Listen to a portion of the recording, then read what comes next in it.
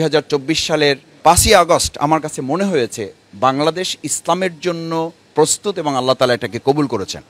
এখন এই প্রেক্ষাপটটাকে চাষ করে যেন ফসলটা আমরা তুলে নিতে পারি। আসসালামু আলাইকুম ওয়া রাহমাতুল্লাহি ওয়া বারাকাতুহু।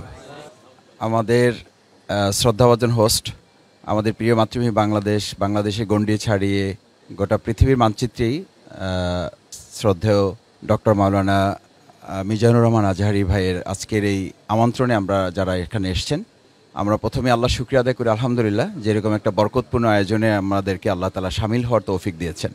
আমি দুটো ছোট কথা বলতে চাই, 2 মিনিটের কম সময় শেষ করতে পারলে আমার জন্য ভালো হবে। আমি যারাদের সাথে আমরা আজকে মিলিত হতে সুযোগ পেয়েছি, এটি বাংলাদেশের জন্য অত্যন্ত গৌরবের এবং অত্যন্ত মর্যাদার যে এরকম একটা সময় আমাদেরকে আল্লাহ তাআলা দয়া করে দান করেছেন। এখানে প্রায় সকলেই বলা যায় আমরা দীর্ঘ একটা সময় ভিন্ন রকম একটা পরিবেশে আমাদেরকে জীবন পার করতে হয়েছে।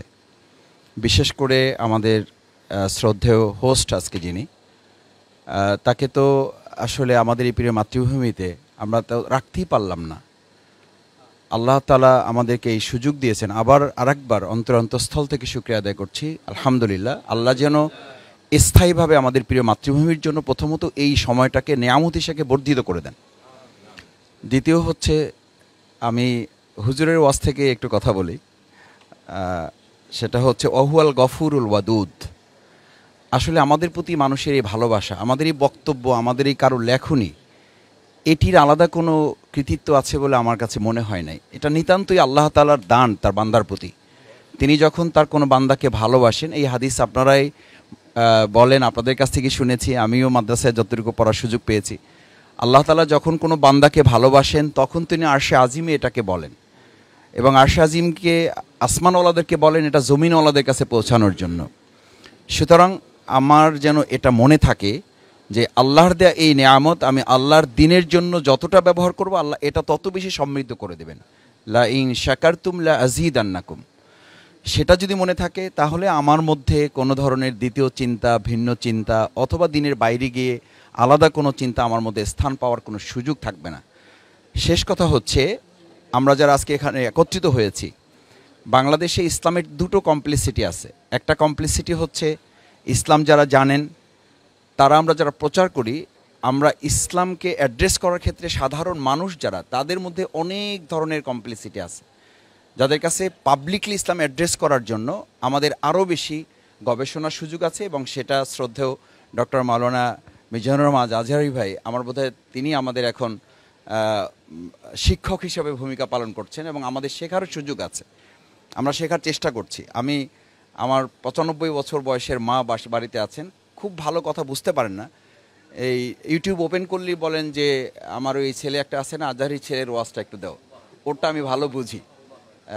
আন্দোলনের উনি শপথের জনশক্তি এখনও, তো বলে যে আমার ওই ছেলেটার ওয়াজটা আমি ভালো বুঝি। তো এই যে ভালো বুঝেন, তার মানে উনি খুব শিক্ষিত না, 5 পাস করা একজন মা আমার। কিন্তু এই 5 পাস করা একজন মানুষ তার কথাটা বোঝে, তার মানে হচ্ছে ইসলামটাকে আমরা যেভাবে জটিল করছি এটাকে সহজ করার সুযোগ তো আছে। এবং আল্লাহ সুবহানাহু ওয়া তাআলা তো সেভাবেই বলেছেন যে ইসলামকে আমি তোমাদের সহজ করেছি, হাদিসেও একই কথা বলা আছে। তো এটা হচ্ছে আমার আবেদন আমাদের সকলের কাছে, যে আমরা সহজ করে সহজভাবে মানুষের কাছে এটাকে কীভাবে পৌঁছানো যায়। আল্লামা দেলোয়ার হোসেন সাঈদী রাহিমাহুল্লাহ, তার জন্য আমরা দোয়া করি আল্লাহ তাকে জান্নাতুল ফেরদৌস নসিব করুন। তিনিও এই ধারাটা তৈরি করে রেখে গেছেন, যার কারণে তিনি দল মতের ঊর্ধ্বে উঠে সবাই তার কথা শুনতে আসতেন।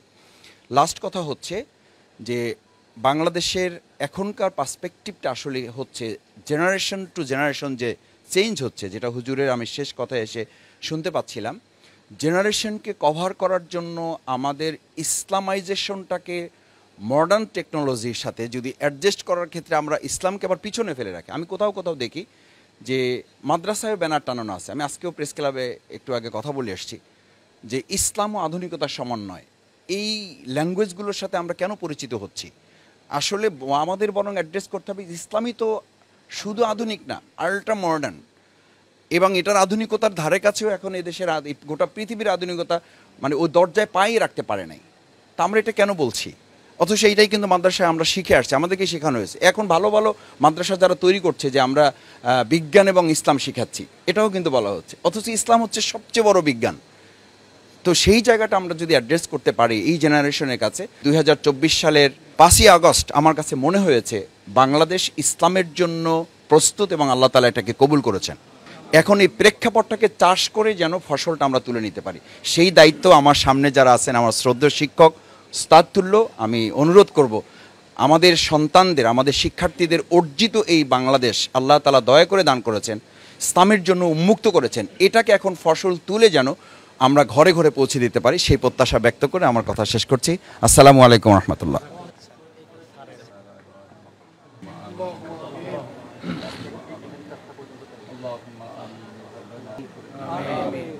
আল্লাহ আজকের আয়োজন কবুল করেন। আমরা যে মহব্বত ভালোবাসা নিয়ে এসেছি, আল্লাহ